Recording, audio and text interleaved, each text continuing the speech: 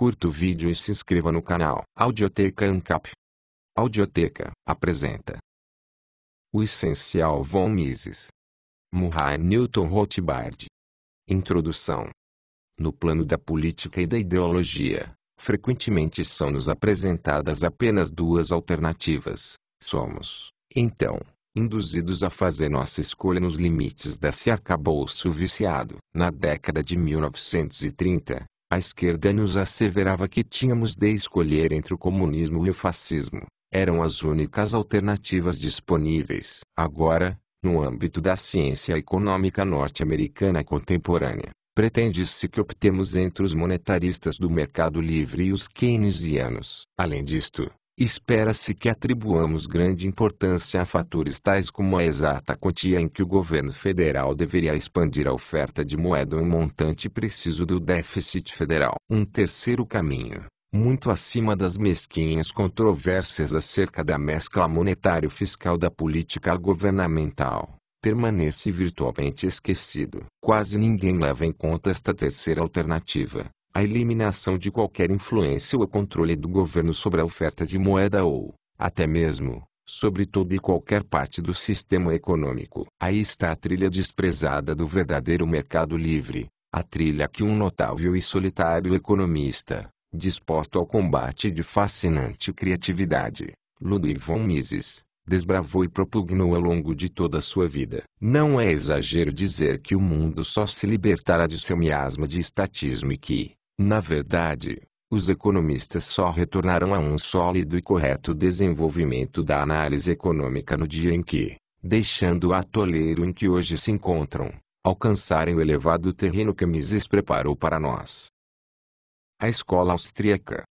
Ludwig von Mises, 1881-1973, nasceu no dia 29 de setembro na cidade de Lemberg, então parte do Império Austro-Húngaro, onde estava morando seu pai, Arthur Edler von Mises, destacado engenheiro civil, que trabalhava nas estradas de ferro austríacas. Na virada do século, ingressou na Universidade de Viena, cidade em que fora criado, para graduar-se em Direito e Economia. Nasceu e cresceu quando a grande escola austríaca de economia chegava ao seu apogeu. É impossível compreender Mises, com suas vitais contribuições à economia, sem levar em conta a tradição dessa escola, por ele estudada, assimilada. Por volta da segunda metade do século XIX, tornou-se claro que a economia clássica, que atingira seu ápice na Inglaterra, nas pessoas de Davi Ricardo e John Stuart Mill, só sobrara lamentavelmente em meio aos escolhos de uma série de falhas fundamentais. A falha crucial fora a tentativa de analisar a economia com base em classes e não em ações de indivíduos.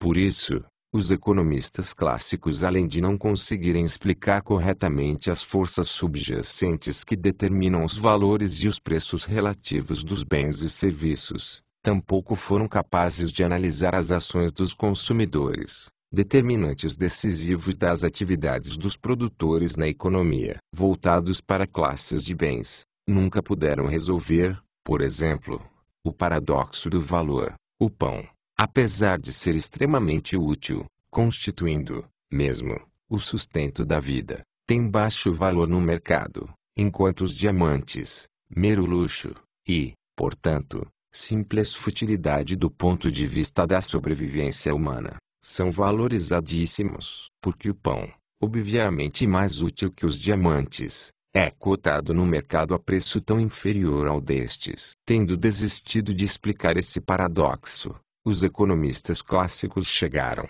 infelizmente, a uma conclusão: como os valores eram fundamentalmente divididos, o pão, embora tivesse um valor de uso superior ao dos diamantes, tinha, por alguma razão, um menor valor de troca. Foi com base nessa divisão que gerações posteriores de autores denunciaram que a economia de mercado ensejava uma calamitosa canalização de recursos para a produção para lucro, em detrimento da produção para uso, muito mais benéfica. Incapazes de analisar as ações dos consumidores, os economistas clássicos tampouco conseguiram explicar satisfatoriamente o que determinava os preços do mercado. Procurando, às cegas, uma solução, concluíram, Lamentavelmente, a. Que o valor era algo inerente às mercadorias. B. Que o mesmo só podia ter sido conferido a esses bens pelos processos de produção. E. C. Que sua fonte básica era o custo de produção, ou mesmo a quantidade de horas de trabalho nela despendidas. Foi essa análise ricardiana que, mais tarde, permitiu que Karl Marx concluísse com perfeita lógica que, se todo valor é produto da quantidade de horas de trabalho, então todo o juro e todo o lucro obtidos por capitalistas e empregadores se constituem, necessariamente, em mais-valia, injustamente extorquida dos ganhos a que faz jus a classe trabalhadora. Tendo, assim, calcionado o marxismo, os ricardianos tentaram replicar que os bens de capital eram produtivos, sendo, por isso, razoável que oferissem sua cota na forma de lucros. Os marxistas retrucaram, então, com razão, que o capital também é trabalho embutido, ou incorporado, e que, por conseguinte, nos salários deveria estar absorvido todo o rendimento da produção. Mas não foi só o lucro que recebeu dos economistas uma explicação ou justificativa insatisfatória. Ao tratar da partilha do rendimento da produção exclusivamente em termos de classes,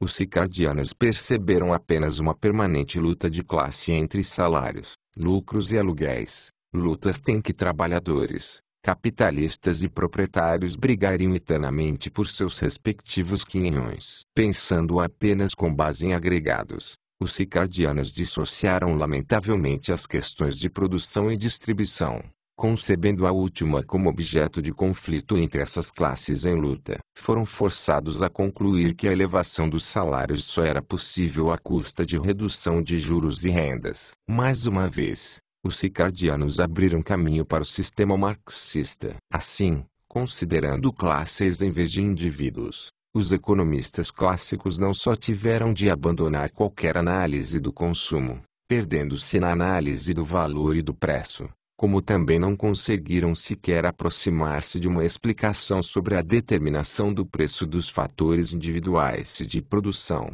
quais sejam unidades específicas de trabalho, terra ou bens de capital. Na segunda metade do século XIX, as deficiências e falácias da economia ricardiana tornaram-se cada vez mais patentes. A própria ciência econômica chegara a um beco sem saída. Muitas vezes, na história da invenção humana, descobertas semelhantes foram feitas ao mesmo tempo, de forma inteiramente independente, por pessoas que viviam em lugares e em condições muito diversas. Assim também, a solução de muitos dos paradoxos acima referidos emergiu, de modo totalmente independente e sob formas diversas, num só ano menos 1871, na Inglaterra, através de William Stanley Jevons, na cidade suíça de Lausanne, por meio de Leon Auras, e, em Viena, com Karl Menger. Foi este o ano do nascimento da economia moderna, ou neoclássica. A solução proposta por Jevons em sua nova concepção econômica era fragmentada e incompleta. Além disso,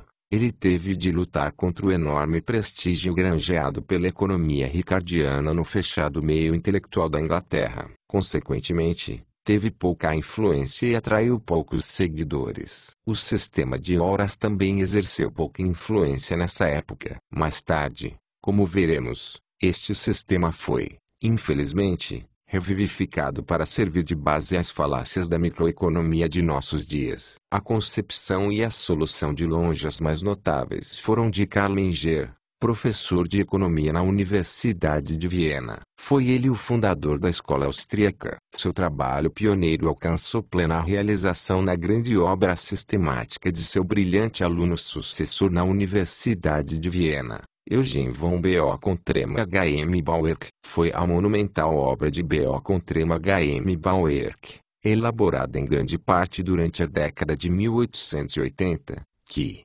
culminando nos vários volumes do livro Capital and Interest, constituiu o produto maduro da escola austríaca. Outros eminentes e criativos economistas contribuíram para essa mesma escola nas duas últimas décadas do século XIX. Mas Bock-Trema H.M. Bauerk sobrepujou todos eles. Para os dilemas da economia, As soluções austríacas Umengerbock com Trema HM Bauerquianas foram, em comparação com as dos ricardianos, muito mais abrangentes por terem raízes numa epistemologia diametralmente oposta. Os austríacos centravam indefectivelmente sua análise no indivíduo, no agente, na medida em que este faz escolhas no mundo real com base em suas preferências e valores. Tendo partido do indivíduo, puderam fundamentar sua análise da atividade econômica e da produção nos valores e desejos dos consumidores individuais. Cada consumidor agiria segundo sua própria escala de preferências e de valores. Esses valores interagiriam e se combinariam para formar as demandas do consumidor,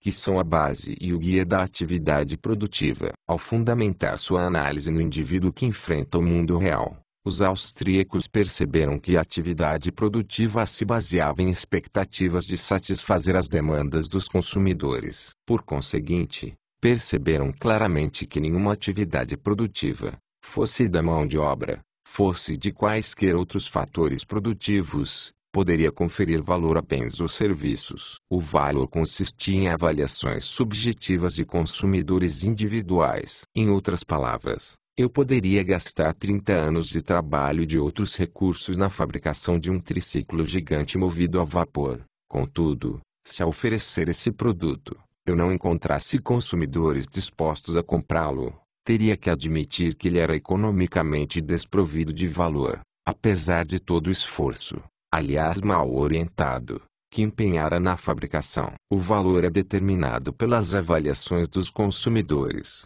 e os preços relativos dos bens e serviços são determinados pela avaliação que os consumidores fazem destes produtos e pela intensidade de seu desejo de adquiri-los. Focalizando nitidamente o indivíduo, e não classes amplas, os austríacos puderam resolver com facilidade o paradoxo do valor, que tanto aturdira os clássicos. No mercado, um indivíduo jamais tem de escolher entre pão como classe e diamantes como classe. Os austríacos mostraram que, quanto maior a quantidade ou quanto maior o número de unidades de um bem que uma pessoa possui, menor é o valor que esta pessoa atribui a cada unidade deste bem. O homem que erra sedento pelo deserto atribuirá um valor ou utilidade extremamente elevado a um copo d'água, enquanto que, em Viena ou em Nova York, com água em abundância à sua volta, este mesmo homem atribuirá reduzidíssimo valor ou utilidade a esse copo d'água. No deserto, ele pagaria por este copo um preço muitíssimo mais alto do que o que pagaria em Nova York. Em suma,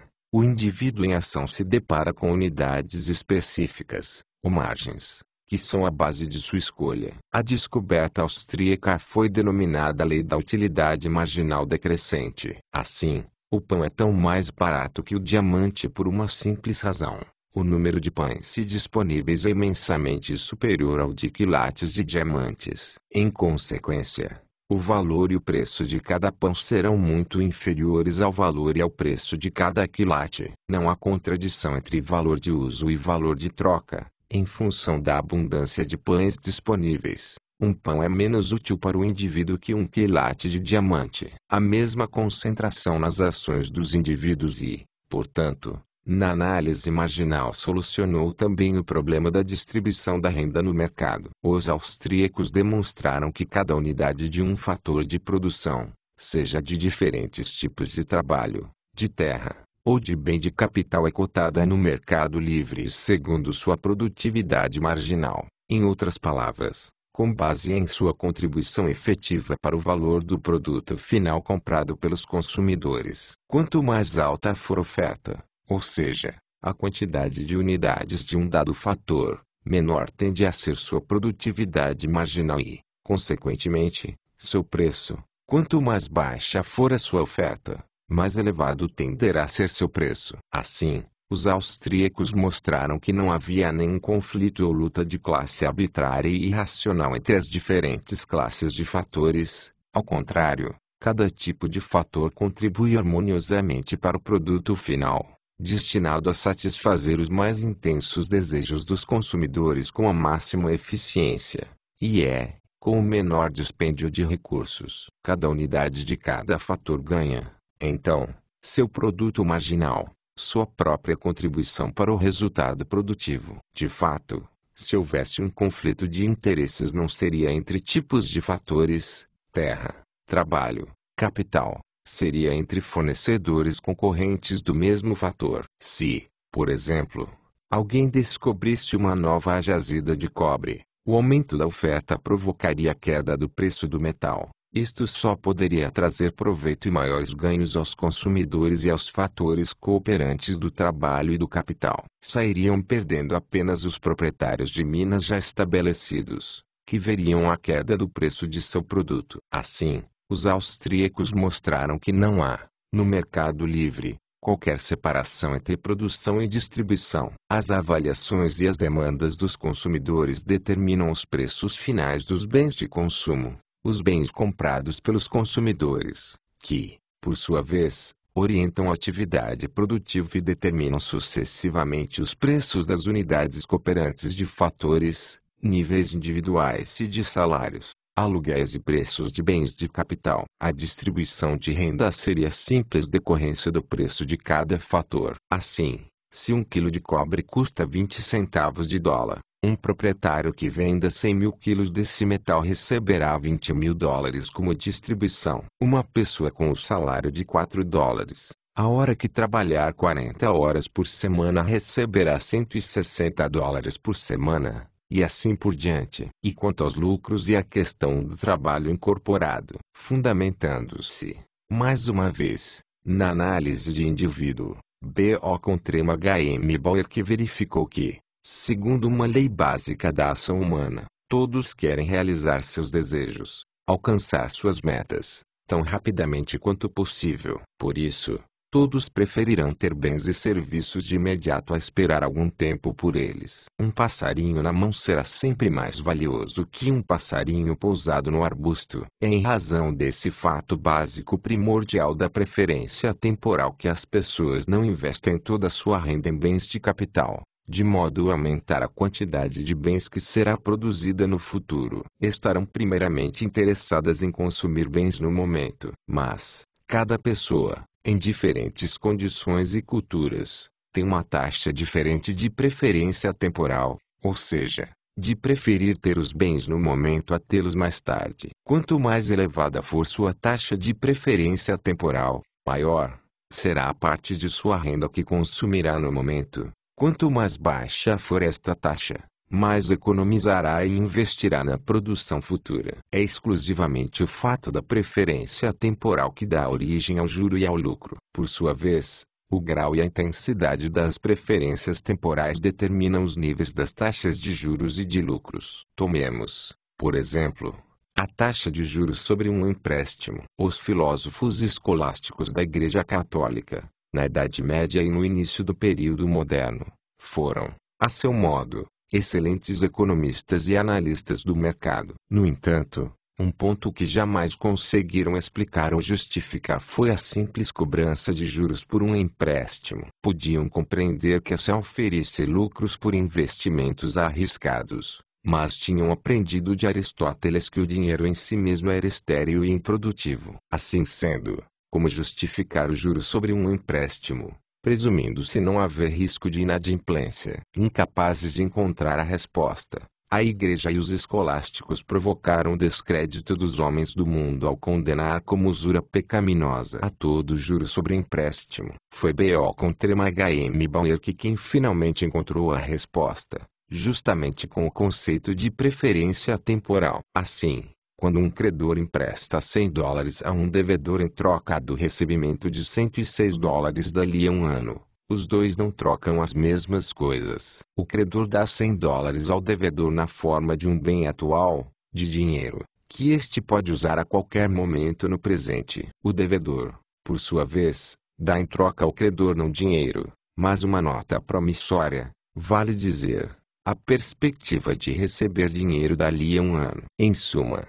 o credor dá ao devedor um bem atual, e recebe dele apenas um bem futuro, em dinheiro que só poderá utilizar após um ano de espera. Ora, em virtude do fato universal da preferência temporal, os bens atuais são mais valiosos que os bens futuros, e o credor terá de cobrar ao mesmo tempo que o devedor se disporá a pagar um prêmio pelo bem atual. Esse prêmio é a taxa de juros. Seu valor dependerá das taxas de preferência temporal de todos os participantes do mercado. Isto não é tudo. B.O. Contrema H.M. Bauer foi adiante, mostrando como é a preferência temporal que, da mesma forma, determina a taxa de lucro empresarial. Ou melhor, mostrou que a taxa anormal de lucro empresarial é na verdade a taxa de juros. Isto porque, quando se emprega a mão de obra e terra no processo de produção, surge um fator decisivo, ao contrário do que aconteceria na ausência de empregadores capitalistas. Os trabalhadores e agricultores não precisam esperar por seu dinheiro até que o produto seja produzido e vendido aos consumidores. Se não houvesse empregadores capitalistas, eles teriam de morejar por meses e anos sem pagamento, até que o produto final, o automóvel, o pão, a máquina de lavar, fosse vendido aos consumidores. Mas os capitalistas prestam um importante serviço de poupar antecipadamente parte de sua renda, remunerando trabalhadores e agricultores agora, enquanto trabalham. Prestam assim o serviço de esperar até que o produto final seja vendido aos consumidores para, então, receber seu dinheiro. É em função desse serviço vital que trabalhadores e agricultores estão mais do que dispostos a pagar aos capitalistas seu lucro ou juros. Em suma, os capitalistas encontram-se na posição de credores que poupam e desembolsam dinheiro atual e aguardam seu eventual retorno. Trabalhadores e agricultores são, num certo sentido, devedores cujos serviços só darão frutos no futuro, após determinado prazo. Também neste caso, a taxa anormal do lucro empresarial será determinada pelo nível das várias taxas de preferência temporal. B.O. Contrema H.M. Bauer formulou isto ainda de outra maneira. Os bens de capital não são simplesmente trabalho incorporado, são também tempo e terra incorporado. E é no elemento decisivo do tempo e da preferência temporal que a explicação do lucro e do juro pode ser encontrada. Além disso, ele fez avançar enormemente a análise econômica do capital, uma vez que, em oposição não só aos ricardianos mas à maioria dos economistas de nossos dias, percebeu que o capital não é simplesmente um bolo homogêneo, ou uma dada quantidade. O capital é uma estrutura, uma intricada rede, que possui uma dimensão temporal. O crescimento econômico e a maior produtividade, por sua vez, não resultam simplesmente de acréscimos à quantidade de capital, mas de acréscimos à sua estrutura temporal para a construção de processos de produção cada vez mais longos. Quanto mais baixas forem suas taxas de preferência temporal, mais as pessoas se disporão a sacrificar o consumo no momento para poupar e investir nesses processos mais demorados que proporcionarão, em alguma época do futuro, um retorno significativamente maior de bens de consumo. Mises e a economia austríaca. A teoria da moeda e do crédito.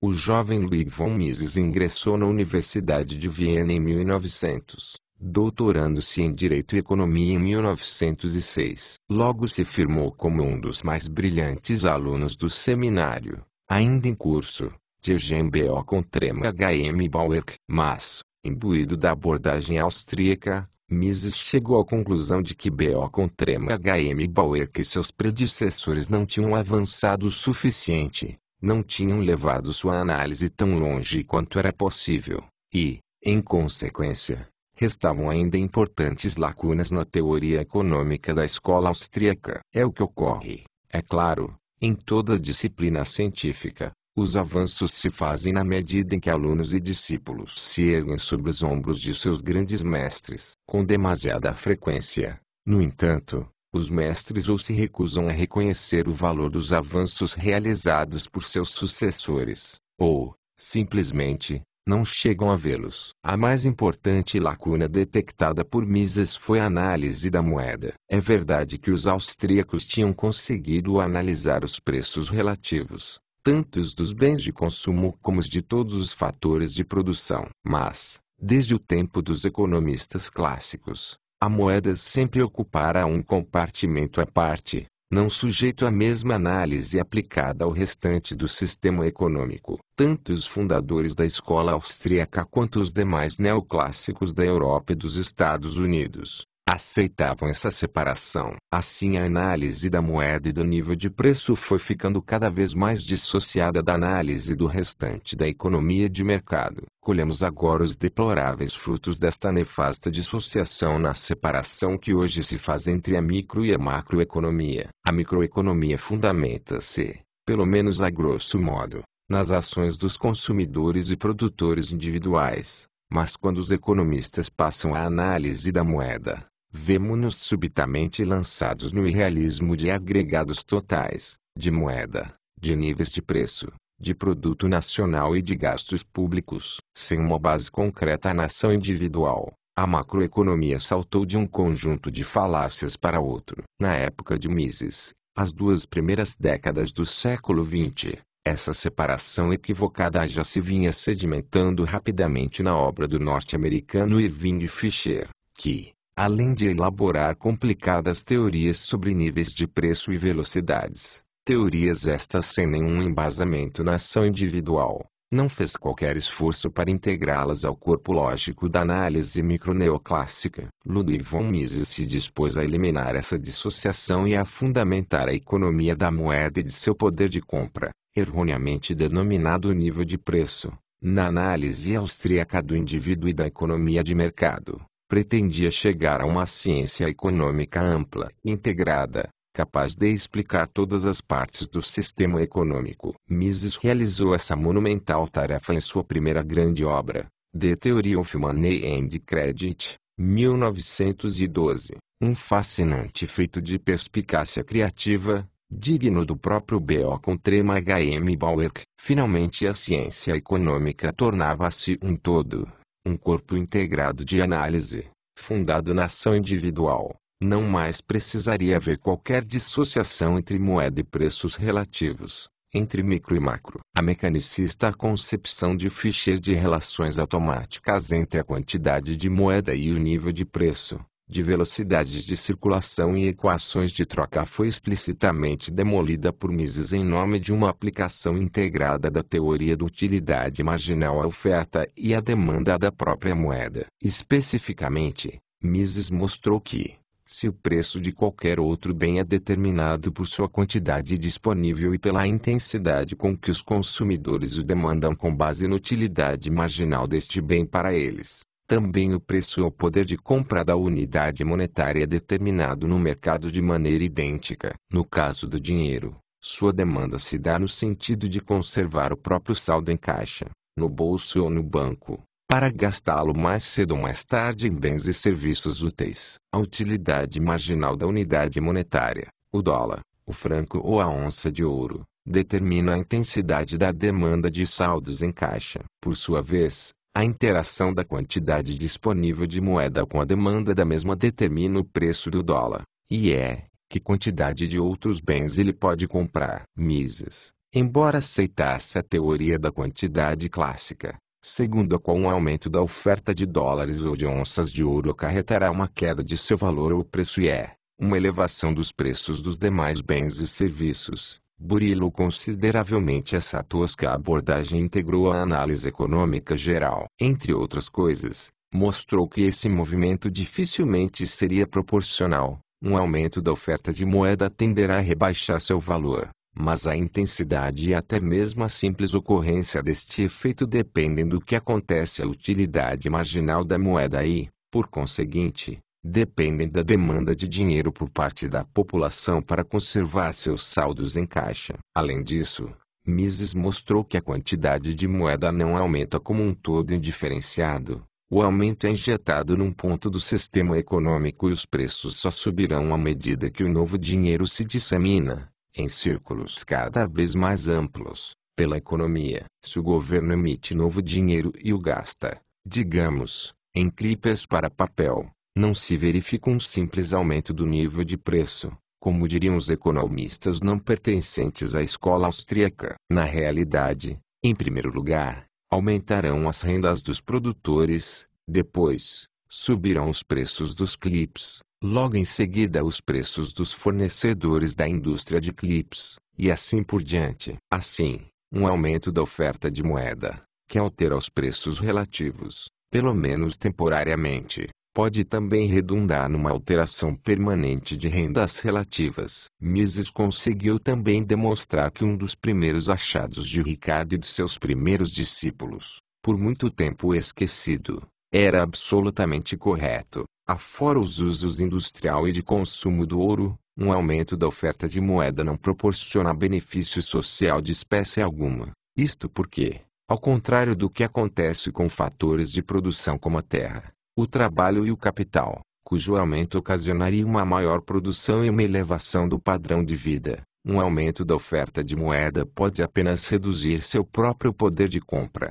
sem que aumente a produção. Se todos tivessem o dinheiro que possuem no bolso ou na conta bancária magicamente triplicado do dia para a noite, a sociedade nada ganharia com isso. Mises mostrou, contudo, que o grande atrativo da inflação é um aumento da quantidade de moeda. É precisamente que nem todos se apossam do novo dinheiro ao mesmo tempo e no mesmo grau. Ao contrário, o governo, seus fornecedores favoritos e os beneficiários de seus subsídios são os primeiros a receber o novo dinheiro. Estes têm sua renda acrescida antes que muitos preços subam, ao passo que os desafortunados membros da sociedade, que recebem o novo dinheiro por último que, na condição de pensionistas, não o recebem de maneira alguma, saem perdendo, porque os preços dos artigos que compram sobem antes que recebam um maior rendimento. Em suma, o atrativo da inflação está em permitir que o governo e outros grupos na economia se beneficiem,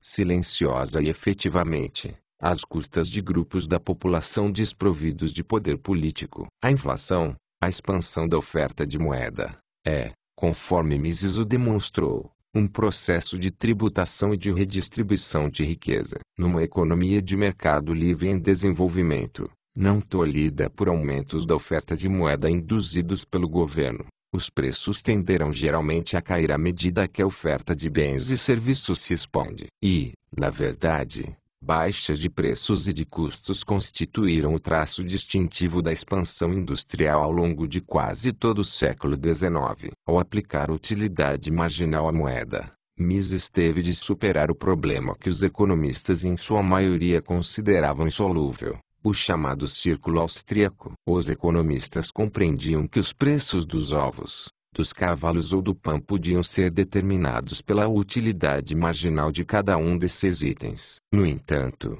a diferença desses bens, demandados para serem consumidos, o dinheiro é demandado e conservado em saldos de caixa para ser dispendido em bens. Assim, pois, ninguém pode demandar dinheiro, e ter uma utilidade marginal para ele, a menos que o mesmo já exista, determinando um preço e um poder de compra no mercado. Mas, nesse caso, como explicar satisfatoriamente o preço do dinheiro com base em sua utilidade marginal, se ela precisa ter um preço pré-existente para ser demandado? Com seu teorema da regressão, Mises superou o círculo austríaco. Numa de suas mais importantes realizações teóricas, mostrou que, de maneira lógica, pode-se fazer retroceder esse componente temporal da demanda de dinheiro até aquele dia remoto em que a mercadoria moeda não era dinheiro, sendo antes, por direito próprio, uma mercadoria útil de escambo. Em suma, pode-se fazê-lo retroceder até o dia em que a mercadoria moeda, ouro ou prata, era demandada exclusivamente por suas qualidades enquanto mercadoria consumível e diretamente utilizável. Mas Mises não apenas completou assim a explicação lógica do preço ou do poder de compra do dinheiro. Sua descoberta teve outras importantes implicações. Mostrou que a moeda só poderia ter uma forma de origem no mercado livre e a partir da demanda direta, nesse mercado, de uma mercadoria útil. E isso significa que a moeda não podia se ter originado nem por um decreto governamental que convertesse algo em moeda, nem por alguma espécie de contrato social único. Ela só poderia ter se desenvolvido a partir de uma mercadoria útil e valiosa para todos. Carmenger já demonstrara antes que a moeda provavelmente surgira desse modo. Mas foi Mises quem provou que a moeda só poderia ter surgido no mercado. Mas isso tinha ainda outras implicações. Significava,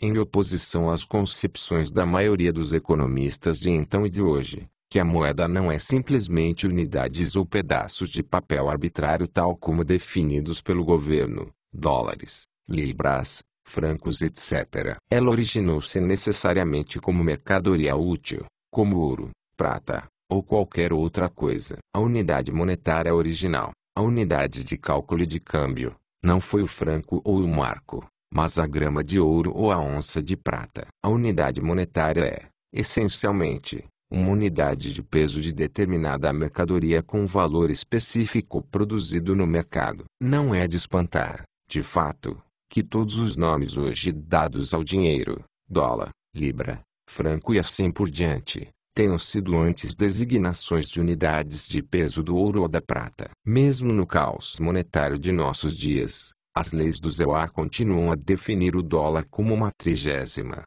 parte e atualmente uma 42ª, de uma onça de ouro. Essa análise, combinada à demonstração feita por Mises dos implacáveis males sociais que decorrem do aumento da oferta, por parte do governo, de dólares e de francos arbitrariamente produzidos, indica o caminho da total separação entre governo e sistema monetário. Isto porque significa que a essência da moeda é um peso de ouro ou prata, sendo perfeitamente possível retornar a um mundo em que esses pesos voltariam a ser a unidade de cálculo e o meio das trocas monetárias. Um padrão ouro, longe de representar um fetiche bárbaro ou mais um artifício do governo, é considerado capaz de fornecer uma moeda produzida exclusivamente no mercado e não sujeita às tendências redistributivas inflacionárias próprias do governo coercitivo. Uma moeda sólida, não governamental, equivaleria a um mundo em que preços e custos voltariam a cair,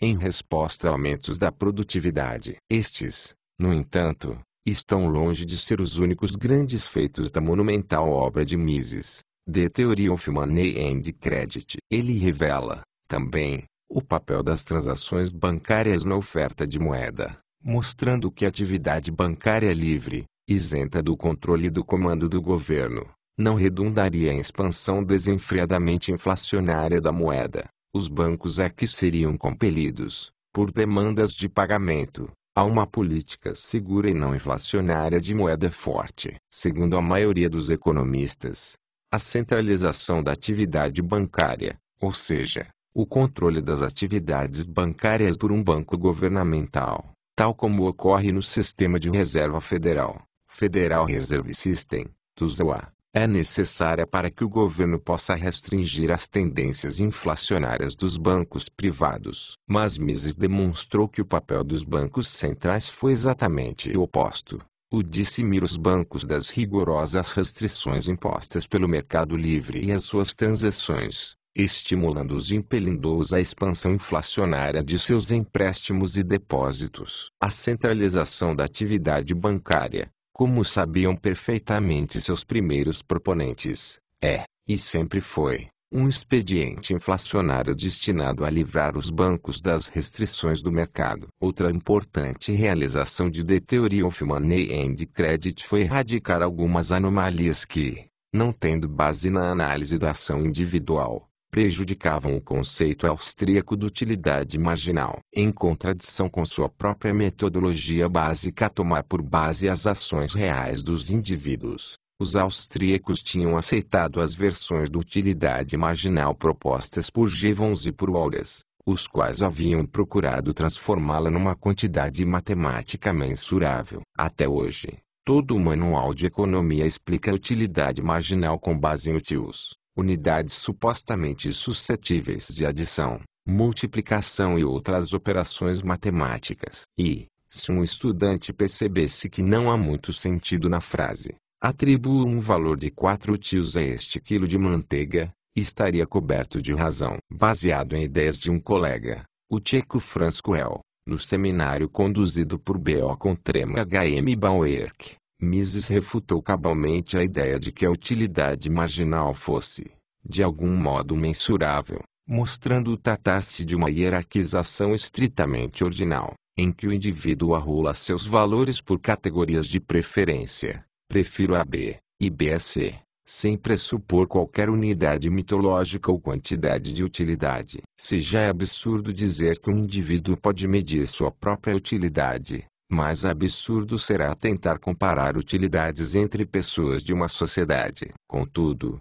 ao longo de todo este século, estatistas igualitários têm tentado utilizar desse modo a teoria da utilidade. Se é lícito dizer que a utilidade marginal de $1 para cada pessoa reduz-se à medida que ela acumula mais dinheiro, por que não se poderia dizer também que o governo pode aumentar a utilidade social subtraindo $1 de um homem rico, que lhe atribui pouco valor, e dando-o a um pobre, que muito valorizaria? A demonstração de Mises de que as utilidades não são mensuráveis elimina por completo o uso da utilidade marginal como argumento em prol da adoção de políticas igualitárias pelo Estado. Não obstante, embora pretextando aceitar a ideia de que a utilidade não pode ser comparada entre indivíduos, os economistas ousam prosseguir, tentando comparar e somar benefícios sociais e custos sociais. Mises e o ciclo econômico. Em The Theory of Money and Credit, já estavam presentes pelo menos os rudimentos de outro magnífico feito de Ludwig von Mises, a explicação, há tanto tempo buscada, do misterioso e inquietante fenômeno do ciclo econômico. Desde a expansão da indústria e da economia de mercado no final do século XVIII, observara-se que esta última está sujeita a uma série aparentemente infindável de períodos de prosperidade e de depressão, a expansões que por vezes crescem progressivamente rumo a uma inflação desenfreada ou a graves pânicos e depressões. Os economistas propuseram muitas explicações, mas mesmo a melhor delas apresentava uma falha básica: não procurava integrar a explicação do ciclo econômico à análise geral do sistema econômico, a teoria micro dos preços e da produção. De fato era difícil fazê-lo, visto que, segundo a análise econômica geral, a economia de mercado tende ao equilíbrio, com pleno emprego, com o mínimo de erros de previsão etc. Por que, então, sucessão contínua de períodos de prosperidade e de depressão? Ludwig von Mises percebeu que, como a economia de mercado não podia gerar, por si mesma, um ciclo ininterrupto de períodos de prosperidade e de depressão, a explicação deveria estar fora do mercado, em alguma intervenção externa. Montou sua notável teoria do ciclo econômico com base em 3 elementos até então desconexos. Um deles foi a demonstração ricardiana do modo como o governo e sistema bancário usualmente expandem a moeda e o crédito, impelindo os preços para cima na prosperidade, e provocando uma evasão do ouro, com a subsequente contração da moeda e dos preços, a depressão. Mises se deu conta de que a abordagem de Ricardo, embora constituísse um excelente modelo preliminar, não explicava de que modo o sistema de produção era profundamente afetado pela rápida expansão econômica, ou porque a depressão era inevitável nesse caso. Outro elemento foi a análise Bauckham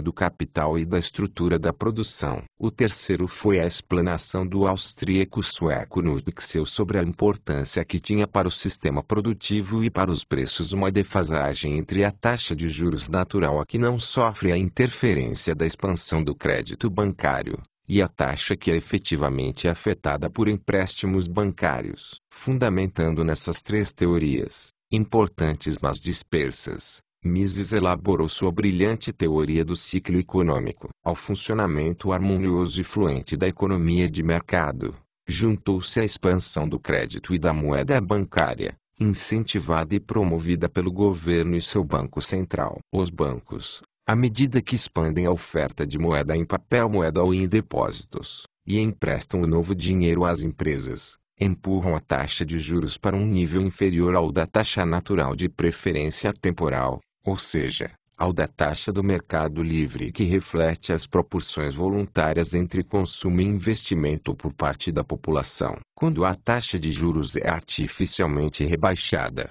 o empresariado recorre ao novo dinheiro e expande a estrutura de produção, promovendo um aumento do investimento de capital, sobretudo nos processos de produção remotos, projetos a longo prazo, maquinarias, matérias-primas industriais e assim por diante. O novo dinheiro é utilizado para elevar salários e outros custos e para transferir recursos para essas ordens de investimento remotas ou superiores. Assim, quando recebem o novo dinheiro, os trabalhadores e demais participantes da produção, cujas taxas de preferência temporal permaneceram inalteradas, gastam-no nas proporções anteriores. Mas isso implica que a população não economizará o bastante para adquirir os investimentos da nova ordem superior, tornando-se o colapso desses negócios e investimentos inevitável. A recessão, ou depressão, é, portanto, encarada como um reajustamento inevitável do sistema de produção, mediante o qual o mercado procede à liquidação dos superinvestimentos irrealistas da repentina alta inflacionária e retorna à proporção de consumo, investimento preferida pelos consumidores. Desse modo, Mises integrou, pela primeira vez, a explicação do ciclo econômico à análise microeconômica geral. A expansão inflacionária da moeda pelo sistema bancário submetido à direção governamental provoca superinvestimento nas indústrias de bens de capital e subinvestimento em bens de consumo, sendo a recessão, ou depressão, o processo necessário pelo qual o mercado liquida as distorções do período de expansão rápida e retorna ao sistema de produção do mercado livre, organizado para atender os consumidores. A recuperação é alcançada quando esse processo de ajustamento se completa. No tocante à política governamental, as conclusões acarretadas pela teoria misesiana são diametralmente opostas às que estão hoje em voga, sejam keynesianas ou pós-keynesianas. Para o caso de o governo e seu sistema bancário estarem inflacionando o crédito, Mises propõe a seguinte receita: a. Parar imediatamente de inflacionar, e, b. Não interferir no processo recessivo de ajustamento, não apoiar falsos padrões salariais, preços, consumo ou investimentos, de modo a permitir que o necessário processo de liquidação faça seu trabalho tão rápido e suavemente quanto possível. Caso a economia já esteja em recessão, a receita é a mesma. Mises no período entre guerras.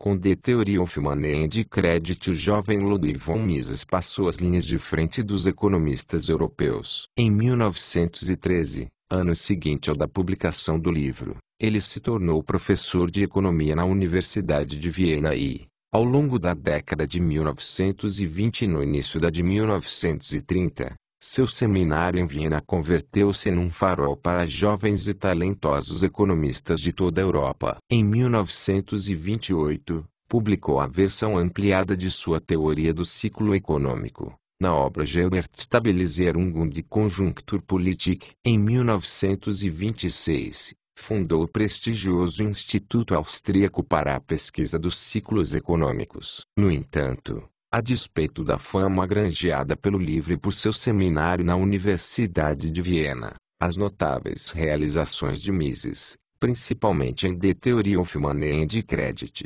nunca foram realmente reconhecidas ou aceitas pelos economistas. Essa rejeição foi simbolizada no fato de que, em Viena, Mises foi sempre um privatdozent, ou seja, ocupava na universidade um posto conceituado, mas não remunerado. Obtinha seus ganhos como consultor econômico da Câmara de Comércio Austríaca, posição que conservou de 1909 até 1934, quando deixou a Áustria. As razões do descaso geral por suas contribuições eram agravadas por problemas de tradução, e, mais profundamente, pelo rumo que adotaram os economistas após a Primeira Guerra Mundial. No mundo acadêmico insular da Inglaterra e no dos Estados Unidos, nenhum trabalho não traduzido para o inglês consegue causar qualquer impacto, e, lamentavelmente, The Theory of Money and Credit só foi publicado em inglês em 1934, tarde demais,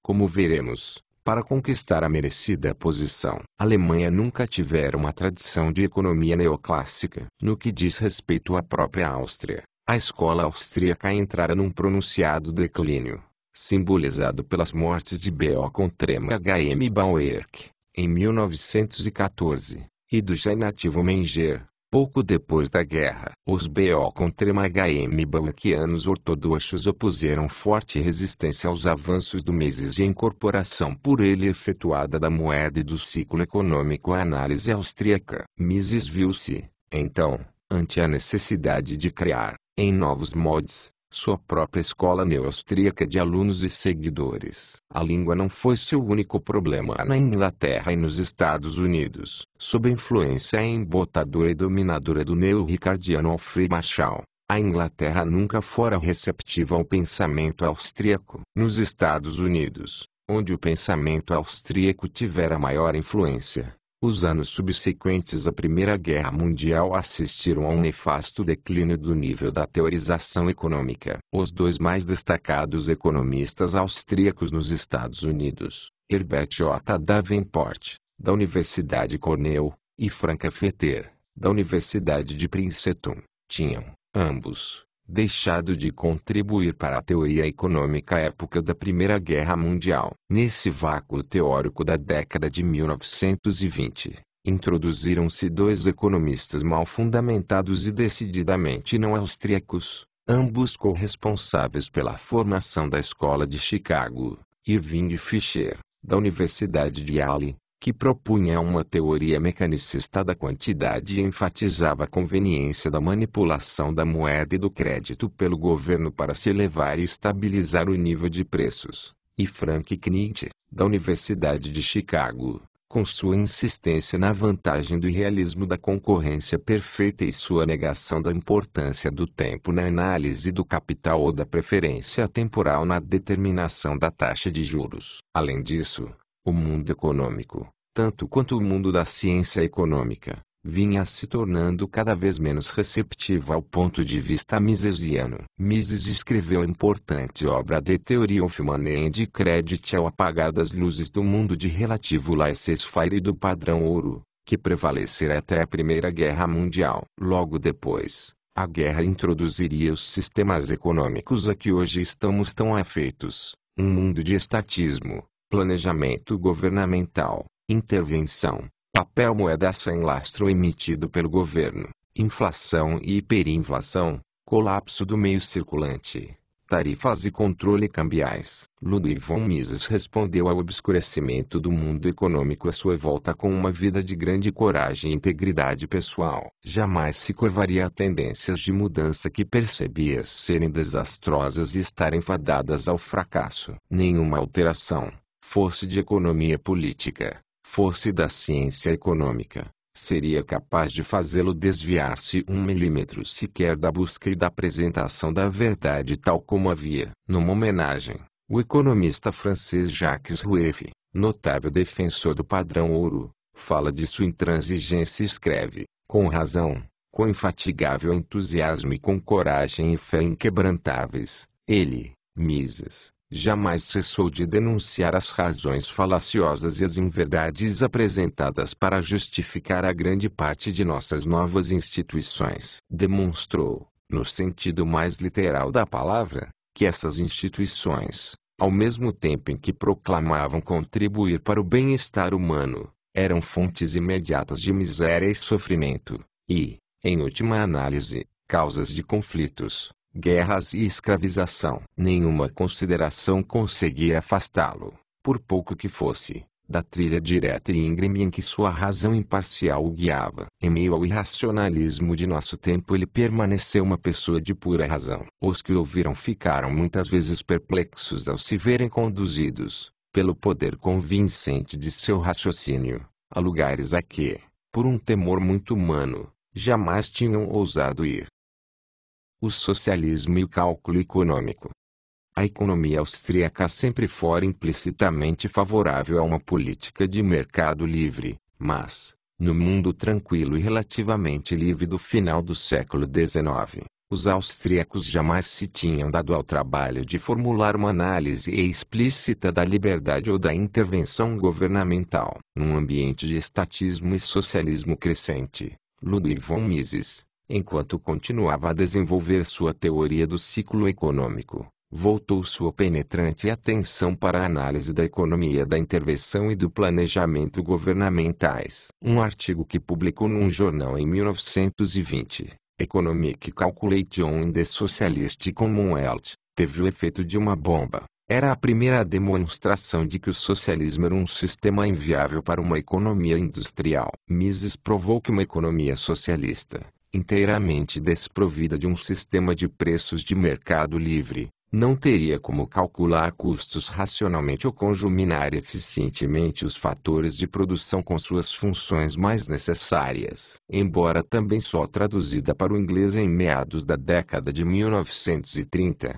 essa demonstração teve enorme impacto sobre os socialistas europeus, que, durante décadas, empenharam-se em refutá-la, contrapondo-lhe modelos execuíveis de planejamento socialista. Mises reuniu suas descobertas numa crítica abrangente do socialismo, Socialism, 1922. Quando suas devastadoras críticas ao socialismo foram finalmente traduzidas, o meio da ciência econômica norte-americana foi informado de que o socialista polonês Oskar Lange tinha refutado Mises. E assim os socialistas continuaram sem se dar ao trabalho de ler a contribuição do próprio Mises. Os malogros crescentes e confessados do planejamento econômico comunista na Rússia e na Europa Oriental, economias em processo de industrialização crescente, após a Segunda Guerra Mundial constituíram uma dramática confirmação das previsões de Mises. Ainda que sua própria demonstração permaneça convenientemente esquecida. Se o socialismo não pode funcionar,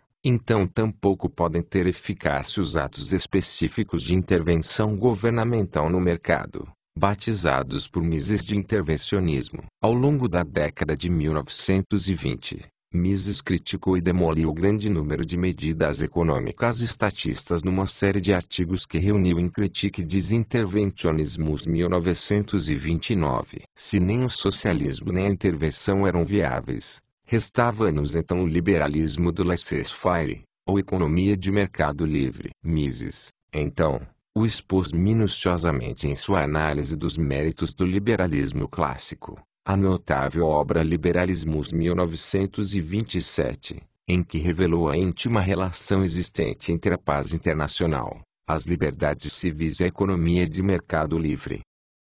Mises e a metodologia da ciência econômica. A década de 1920 assistiu, assim, à conversão de Ludwig von Mises em eminente crítico do estatismo e do socialismo em paladino do laissez-faire e da economia de mercado livre. Mas isso ainda não era o bastante para sua mente extraordinariamente criativa e fecunda. Ele se dera conta de que a própria teoria econômica, mesmo sob sua forma austríaca, não tinha sido inteiramente sistematizada nem tinha formulado por completo os próprios fundamentos metodológicos. E, mais ainda, percebeu que a ciência econômica vinha se rendendo, cada vez mais, aos encantos de metodologias novas e infundadas, especialmente a do institucionalismo que basicamente negava toda a ciência econômica e a do positivismo, que, cada vez mais, de maneira enganosa, procurava fundamentar a teoria econômica nas mesmas bases das ciências físicas. Os economistas clássicos e os primeiros austríacos tinham erguido a ciência econômica com base numa metodologia apropriada, mas suas descobertas específicas no plano metodológico tinham sido frequentemente fortuitas e esporádicas, não tendo, portanto, constituído uma metodologia suficientemente explícita ou consciente para resistir às novas investidas do positivismo ou do institucionalismo. Mises passou a trabalhar na criação de uma base filosófica e de uma metodologia para a ciência econômica, completando e sistematizando os métodos da escola austríaca. Estes foram expostos primeiramente em Grundprobleme der Nationalökonomie, 1933. Traduzido para o inglês muito mais tarde, em 1960, sob o título Epistemological Problems of Economics. Após a Segunda Guerra Mundial, quando o institucionalismo se extinguira, e o positivismo, lamentavelmente, dominara por completo os economistas, Mises continuou a desenvolver sua metodologia e refutou o positivismo em Teoria and History, de 1957, e The Ultimate Foundation of Economic Science, de 1962. Mises combateu particularmente o método positivista, que vê os homens à maneira da física, como pedras ou átomos. Para o positivista, a função da teoria econômica é observar regularidades quantitativas e estatísticas do comportamento humano, para depois conceber leis que poderiam então ser utilizadas para prever outras evidências estatísticas e ser por estas testadas. É óbvio que o método positivista se adequa singularmente à ideia de economias dirigidas e planejadas por engenheiros sociais, que tratam homens como objetos físicos inanimados. Como disse Mises em seu prefácio Epistemological Problems, essa abordagem científica estuda o comportamento de seres humanos com os mesmos métodos a que recorre a física newtoniana para estudar a massa e o movimento. Com base nessa abordagem pretensamente positiva dos problemas da humanidade, planejam criar uma engenharia social, uma nova técnica que permitiria ao czar econômico da sociedade planejada do futuro manejar homens vivos do mesmo modo que faz a tecnologia, que permite ao engenheiro manejar matérias inanimadas. Em contraposição a esta metodologia, Mises desenvolveu a que chamou de praxeologia, ou teoria geral da ação humana, a partir de duas fontes: a análise dedutiva, lógica e baseada no indivíduo, dos economistas clássicos e austríacos, e a filosofia da história da escola alemã do sudoeste da virada do século XX, especialmente tal como representada por Rickert, Dilthey, Windelband e por Max Weber, grande amigo de Mises. A praxeologia misesiana fundamenta-se essencialmente no homem em ação, no ser humano concebido não como uma pedra ou um átomo que se move segundo leis físicas quantitativamente determinadas, mas como possuidor de propósitos, metas ou fins próprios que procura alcançar, bem como de ideias sobre como fazê-lo. Em suma, Mises afirma, em contraposição aos positivistas, o fato básico da consciência humana é da mente do homem, que estabelece metas e busca alcançá-las através da ação. A existência dessa ação é revelada tanto pela introspecção quanto pela observação dos seres humanos em suas atividades. Uma vez que os homens usam seu livre-arbítrio para agir no mundo, o comportamento resultante jamais poderá ser codificado em leis históricas quantitativas. É, portanto, inútil e enganosa a tentativa dos economistas de chegar a leis estatísticas e correlações previsíveis para a atividade humana. Cada evento, cada ato na história humana é diverso e único, resultando da livre ação e interação das pessoas. Não pode haver, portanto, quaisquer previsões ou testes estatísticos de teorias econômicas. Se a praxeologia mostra que as ações humanas não podem ser encaixadas nos escaninhos das leis quantitativas, como pode haver então uma ciência econômica? Mises responde que a ciência econômica, enquanto ciência da ação humana, deve ser e é, de fato, muito diferente do modelo positivista da física, pois, como mostraram os economistas clássicos e austríacos, a economia pode basear-se de início num número bastante reduzido de axiomas evidentes e de validade geral, alcançáveis por meio da introspecção da própria natureza e a essência da ação humana. Tendo-os alcançado, podemos derivar suas implicações lógicas como as verdades da ciência econômica. Por exemplo, o axioma fundamental da existência da própria ação humana: os indivíduos têm metas e agem para alcançá-las, agem necessariamente ao longo do tempo, adotam escalas ordinais de preferência, e assim por diante. Embora só traduzidas muito depois da Segunda Guerra Mundial, as ideias de Mises sobre metodologia foram introduzidas no mundo de língua inglesa, sob forma muito diluída, por seu aluno e então seguidor, o jovem economista inglês Lionel Robbins. Seu ensaio of the Nature and Significance of Economic Science de 1932, em que o autor reconhece sua dívida especial para com von Mises, foi, por muitos anos, reputado na Inglaterra e nos USA o mais importante trabalho sobre a metodologia da ciência econômica. Mas, enfatizando o estudo da destinação de recursos escassos para fins alternativos como essência da ciência econômica, Robbins propunha uma forma demasiado simplificada e edulcorada da praxeologia. Faltava-lhe toda a profunda penetração de Mises na natureza do método dedutivo e nas diferenças entre a teoria econômica e a natureza da história humana. Em consequência, e permanecendo não traduzido o trabalho do próprio Mises nesse campo, a obra de Robbins não foi suficiente para fazer frente à maré montante do positivismo. Ação humana.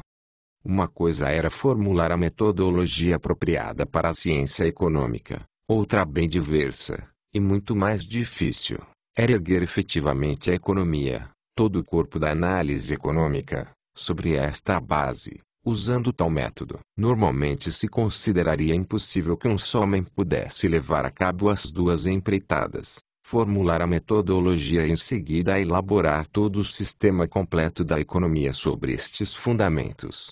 Mesmo considerando a longa série de obras e realizações de Mises, não se poderia esperar que ele próprio realizasse essa tarefa árdua e extremamente difícil. E, não obstante, Ludwig von Mises, isolado e sozinho, abandonado por praticamente todos os seus seguidores, exilado, em Genebra, da Áustria fascista, em meio a um mundo e a um meio profissional que tinham desprezado todos os seus ideais, métodos e princípios, realizou-a. Em 1940, publicou sua monumental e suprema realização, National Economy, obra que, no entanto, foi imediatamente esquecida em meio às preocupações de uma Europa dilacerada pela guerra. Em parte, a National Economy foi ampliada e traduzida para o inglês em 1949 sob o título Human Action, Ação Humana. A elaboração de ação humana constitui, por si mesma,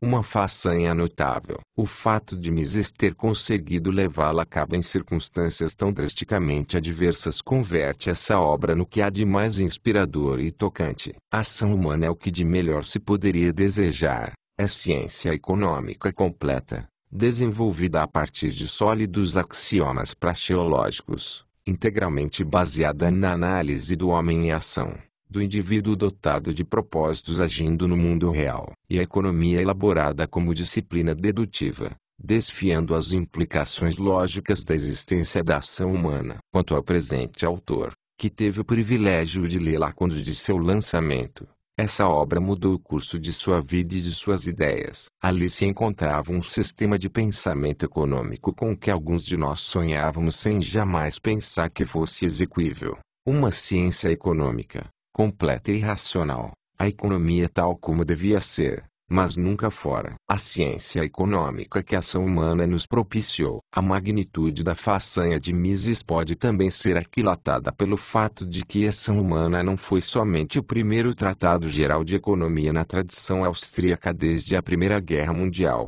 foi o primeiro tratado geral em qualquer tradição. Porque, após a Primeira Guerra Mundial, a economia tornou-se cada vez mais fracionada, rompida em fragmentos e pedaços de análise desintegrados. Desde as obras escritas antes da guerra por homens eminentes como Fetter, Clark, Taussig Beocontrem e H.M. Bauerk, os economistas tinham deixado de apresentar sua disciplina como um todo dedutivo integrado. Hoje, os únicos que procuram apresentar um quadro geral do campo são os autores dos manuais básicos, e estes, com sua falta de coerência, revelam apenas o deplorável estado a que chegou a ciência econômica. Mas, agora, a ação humana indica a saída daquele lodaçal de incoerência. Pouco mais se pode dizer sobre a ação humana, exceto chamar atenção para algumas das muitas contribuições minuciosas contidas nesse grandioso corpus de ciência econômica. Apesar de ter descoberto e enfatizado a preferência temporal como base do juro,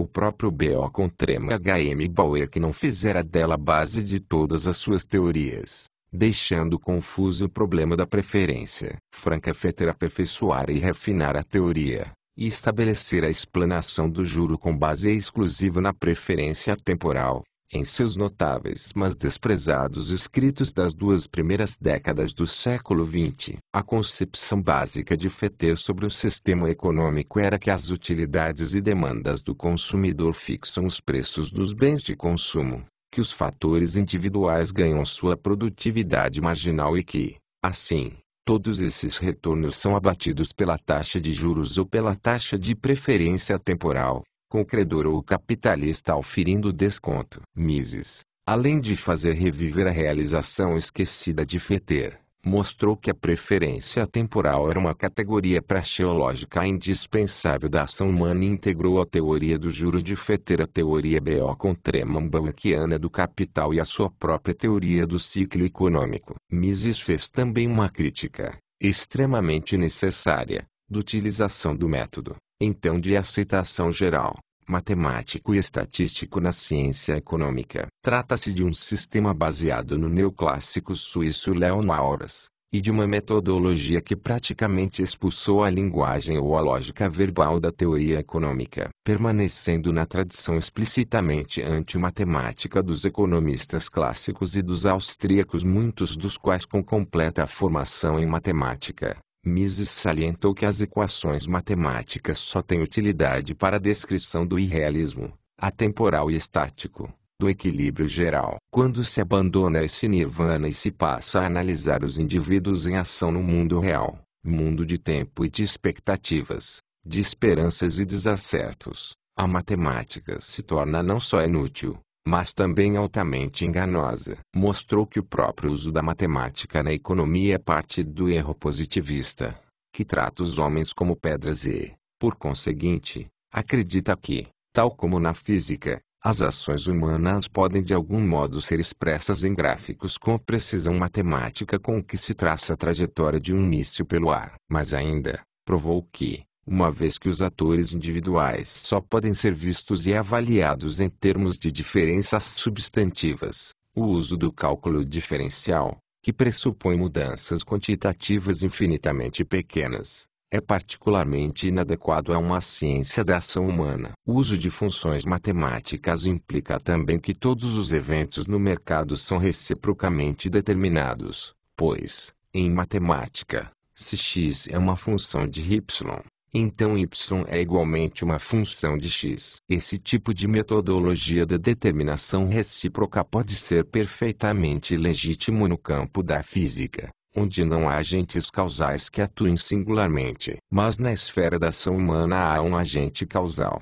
uma causa singular, a ação proposital do indivíduo. A economia austríaca revela, assim, que a causa flui, por exemplo, da demanda do consumidor para a cotação dos fatores de produção, e de maneira alguma no sentido inverso. O método econométrico, igualmente em moda, que procura integrar eventos estatísticos e a matemática é duplamente falacioso, uma vez que qualquer uso da estatística para chegar a leis previsíveis presume que a análise da ação individual revela, como ocorre na física, constantes confirmáveis, leis quantitativas invariáveis. E, no entanto, como Mises enfatizou, ninguém jamais descobria uma única constante quantitativa no comportamento humano, e não é plausível acreditar que alguém venha algum dia fazê-lo, dada a livre vontade inerente a todo indivíduo. Dessa falácia advém igualmente a mania atual pela previsão científica na ciência econômica. Mises põe a descoberto,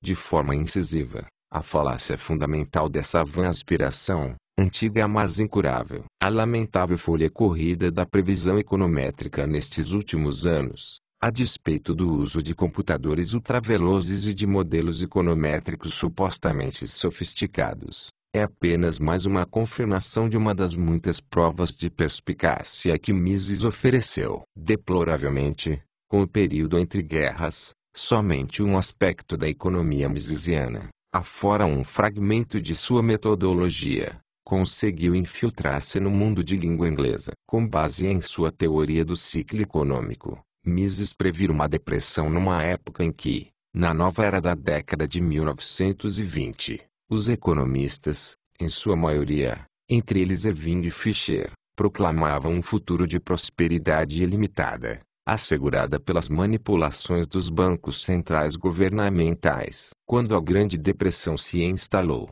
começou-se a manifestar vivo interesse pela teoria misesiana do ciclo econômico, sobretudo na Inglaterra. Esse interesse foi incrementado pela migração para a London School of Economics do eminente discípulo de Mises, Friedrich Hayek, cujo aperfeiçoamento da teoria do ciclo econômico foi rapidamente traduzido para o inglês no princípio da década de 1930. Ao longo desse período, o seminário conduzido por Hayek na London School formou muitos teóricos austríacos do ciclo econômico, entre os quais John R. Hicks, Abba P. Lerner, Ludwig M. Lachmann e Nicholas Calder. Além disso, discípulos ingleses de Mises, como Lionel Robbins e Frederick Benham, publicaram as explanações misesianas da Grande Depressão na Inglaterra. Os escritos dos alunos austríacos de Mises, como os de Fritz Machlup e Gottfried von Abeler, começaram a ser traduzidos, e, finalmente, em 1934, Robbins supervisionou a tradução de The Theory of Money and Credit em 1931. Mises publicou sua análise da depressão em Die Ursachen der Wirtschaftskrise. Tudo indicava, na primeira metade da década de 1930, que a teoria misesiana do ciclo econômico prevalecia e, se isso ocorresse, suas demais teorias não poderiam ficar muito atrás. A América foi muito lenta em assimilar a teoria austríaca, mas a enorme influência da ciência econômica inglesa nos EUA assegurou a difusão da teoria misesiana do ciclo econômico também nesse país. Logo que Gottfried von Abeler publicou a primeira síntese da teoria do ciclo de Mises, Hayek, Alvinsen, economista em ascensão, voltou-se para a doutrina austríaca. Além da teoria do ciclo, a teoria austríaca do capital e do juro foi revivificada numa notável série de artigos publicados em revistas especializadas norte-americanas por Hayek, Machlup e pelo jovem economista Kenneth Boulouding. Parecia cada vez mais que a economia austríaca seria a onda do futuro, e que Ludwig von Mises obteria finalmente o reconhecimento que há tanto tempo merecia e nunca alcançara. Mas, a um passo da vitória, a tragédia sobreveio na forma da famosa Revolução Keynesiana, com a publicação da General Theory of Employment, Interest and Money, em 1936, a nova, incompleta e emaranhada justificativa e racionalização da inflação e dos déficits governamentais proposta por John Maynard Keynes assolou o mundo econômico como fogo na pradaria. Até Keynes, a ciência econômica constituíra um freio impopular ao fomento da inflação e ao déficit orçamentário, mas agora, como Keynes, e armados com seu jargão nebuloso, obscuro e quase matemático, os economistas podiam atirar-se a uma popular e lucrativa aliança com políticos e governos ansiosos por expandir sua influência e poder. A economia keynesiana foi esplendidamente talhada para servir de armadura intelectual para o moderno Estado provedor militarista welfare state, para o intervencionismo e o estatismo, em ampla e poderosa escala. Como ocorre frequentemente na história da ciência social, os keynesianos não se deram ao trabalho de refutar a teoria misesiana, que foi simplesmente esquecida, prontamente varrida pelo brusco avanço da adequadamente chamada Revolução Keynesiana. A teoria misesiana do ciclo, com o restante da economia austríaca, foi simplesmente despejada pelo buraco da memória orwelliana abaixo, perdida dali por diante para os economistas e para o mundo. Provavelmente o mais trágico aspecto desse esquecimento maciço foi a deserção dos mais capazes dos seguidores de Mises, a debandada rumo ao keynesianismo não só de alunos ingleses de Hayek, Jensen, que logo se converteu no principal keynesiano norte-americano, mas também dos austríacos que tinham maior conhecimento. Estes deixaram rapidamente a Áustria para ocupar elevados cargos acadêmicos no EUA e formar a ala moderada da economia keynesiana. Depois da fulgurante perspectiva das décadas de 1920 e 1930, apenas Hayek e o menos conhecido Lachmann permaneceram fiéis e íntegros. Foi em meio a esse isolamento, esse esboramento de suas grandes e merecidas esperanças, que Ludwig von Mises trabalhou para completar a grandiosa estrutura de ação humana. Mises nos Estados Unidos.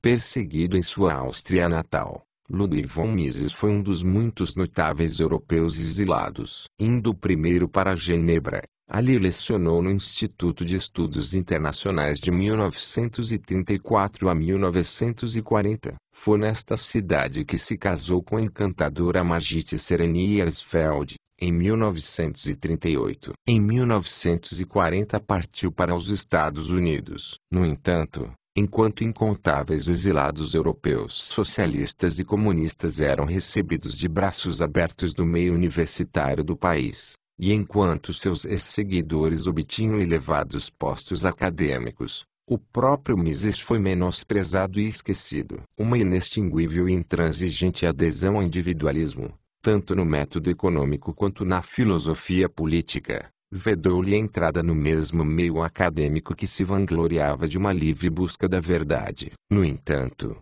na cidade de Nova York, mesmo vivendo de pequenas subvenções concedidas por fundações, Mises conseguiu publicar, em 1944, 2 notáveis livros escritos em inglês: Omnipotente Government Bureaucracy. O primeiro mostrava que o regime nazista não era, como pretendia a análise marxista da moda, a etapa mais elevada do capitalismo, sendo, antes, uma forma de socialismo totalitário. Bureaucracia apresentou uma análise, de vital importância, da diferença decisiva entre a administração para o lucro e a administração burocrática, demonstrando que as graves ineficiências da burocracia eram, além de inerentes a qualquer atividade governamental, inevitáveis. Para o mundo acadêmico norte-americano é uma mancha inesquecível e vergonhosa o fato de Ludwig von Mises nunca ter obtido um cargo universitário remunerado,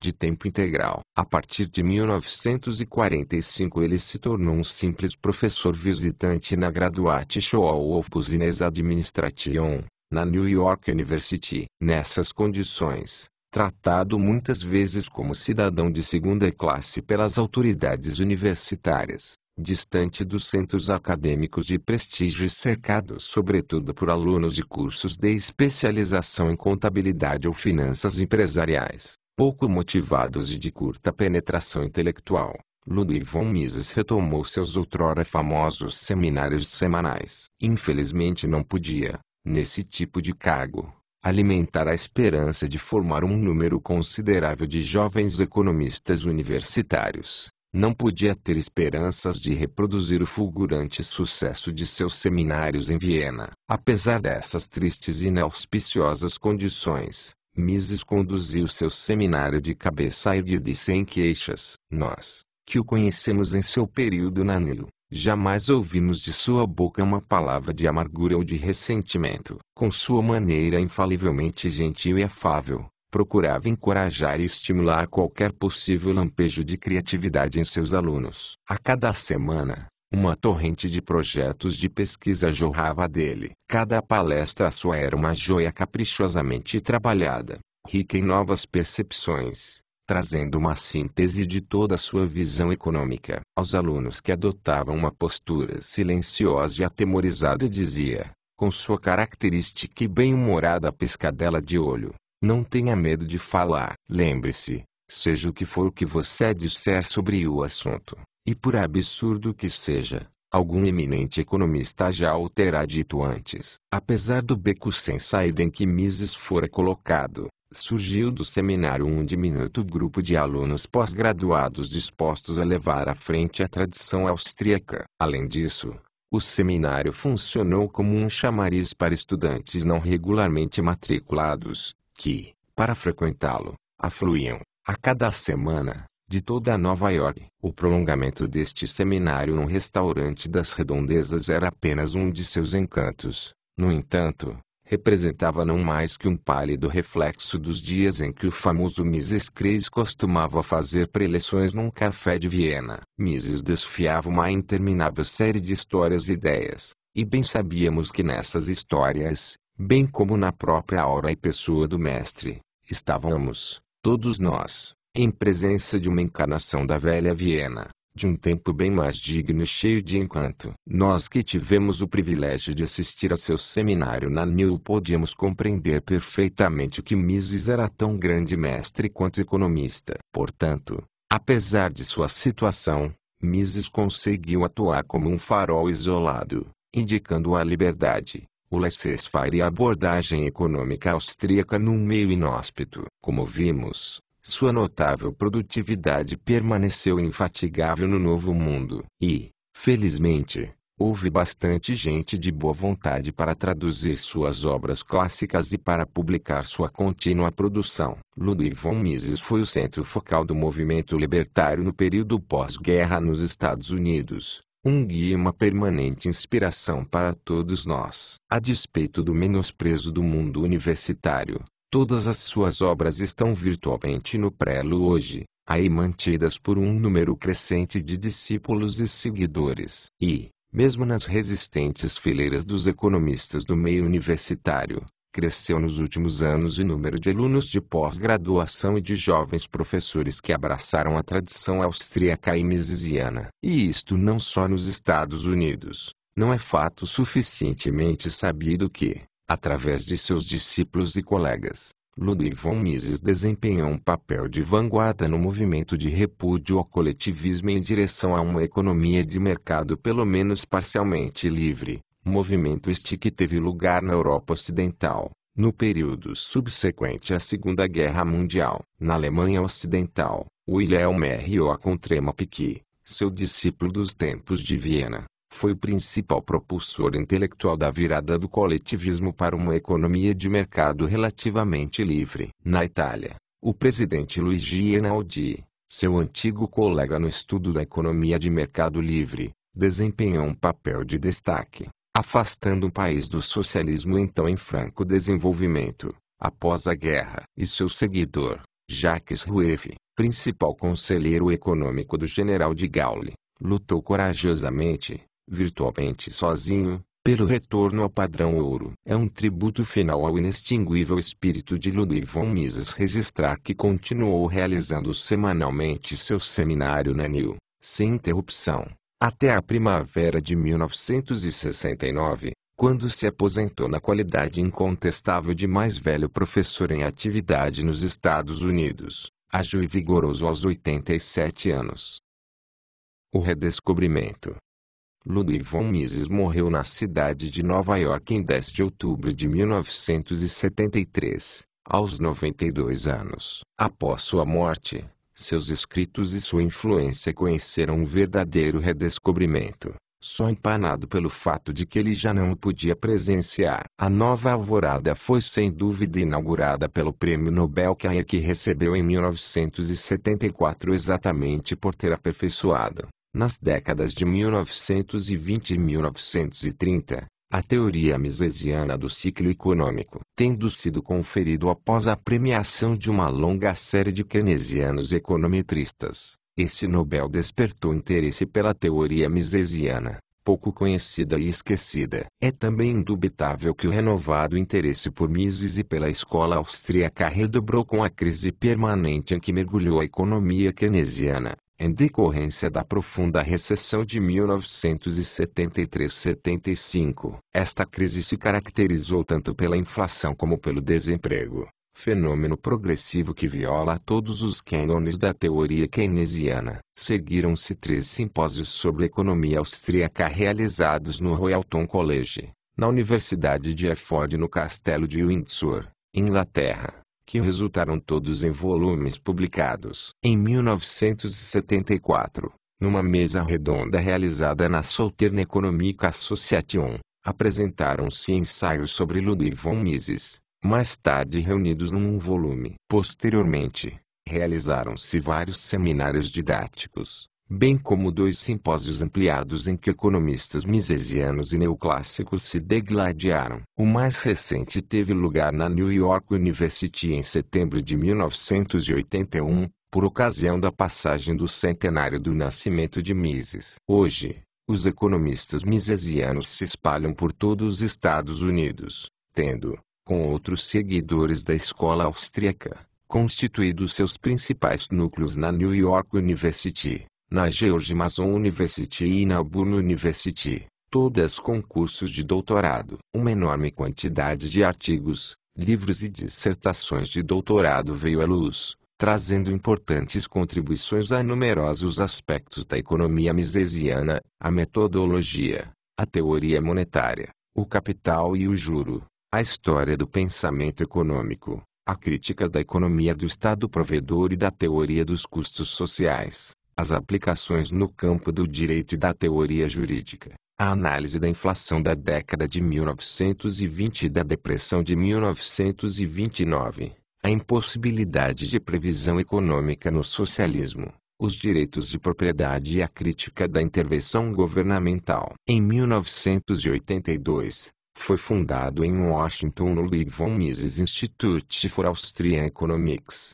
Inc., com a finalidade específica de promover os estudos misesianos. Em 1983 o Instituto se associou ao Bonn University. A inspirada e infatigável dedicação de sua viúva, Margit von Mises, foi fundamental na redescoberta de Mises de 1974 em diante. Com inquebrantável dedicação, ela supervisionou e preparou a edição dos numerosos escritos do falecido marido. Conseguiu editoras que os reeditassem, editassem ou traduzissem e traduziu suas obras para outras línguas. Após a morte do mestre, ela se tornou a única grande divulgadora da obra de Mises. Em 1976, Margit publicou ternas e comoventes memórias de sua vida conjugal, Mia Arso Ludwig von Mises. Além disso, mandou traduzir e publicar uma reveladora autobiografia intelectual que Mises escrevera nos dias sombrios da década de 1940 e confiara a seus cuidados, com as palavras: "Isto é tudo que as pessoas precisam saber a meu respeito." O livro foi publicado em 1978 com o título Notes and Recollections. O tradutor, o professor Hans F. Knowles, comentou mais tarde que nunca havia sido, em toda a sua vida, tão atentamente supervisionado. A saída, um futuro promissor.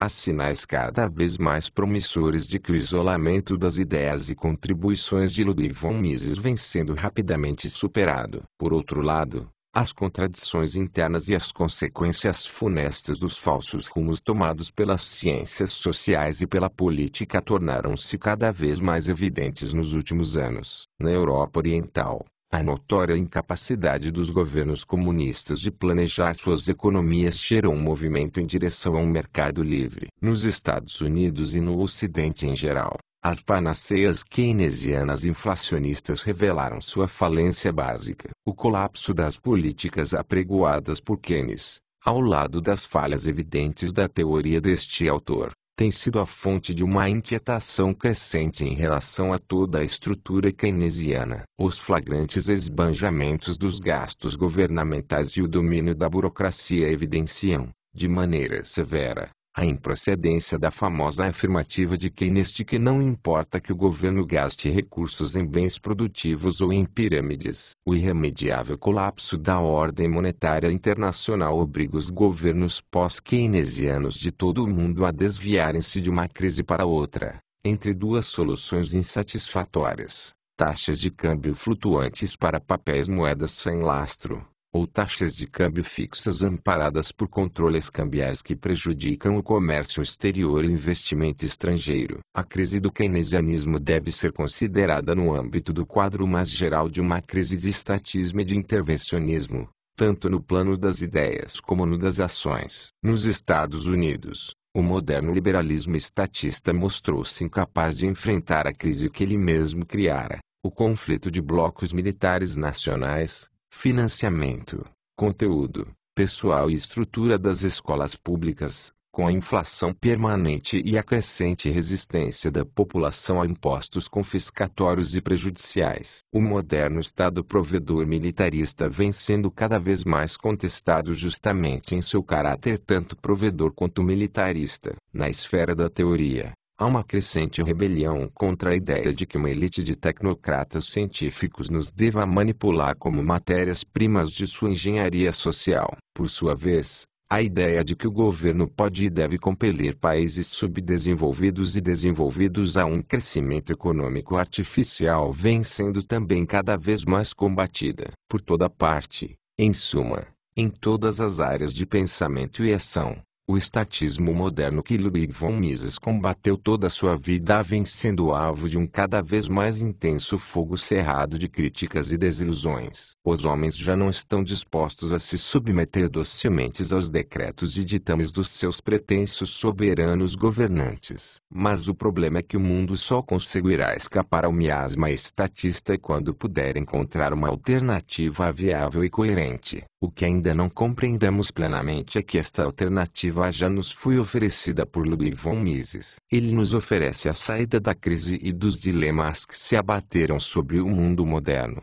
Durante toda a sua vida, previu e mostrou as razões da desilusão que hoje experimentamos e forjou laboriosamente o construtivo caminho alternativo que devíamos seguir. Não é de espantar que seja cada vez maior o número de pessoas que vêm descobrindo e adotando esse caminho. No prefácio, 1962, a tradução inglesa de seu Liberalismos, Mises escreveu: quando, há 35 anos atrás, procurei elaborar uma síntese das ideias e princípios da filosofia social a que outrora chamavam liberalismo, não alimentava a vã esperança de que minha exposição evitaria a iminente catástrofe ou a que as políticas adotadas pelas nações europeias manifestamente conduziam. Tudo o que esperava era oferecer à pequena minoria das pessoas que pensam uma oportunidade de aprender alguma coisa sobre os objetivos do liberalismo clássico e sobre suas realizações, preparando,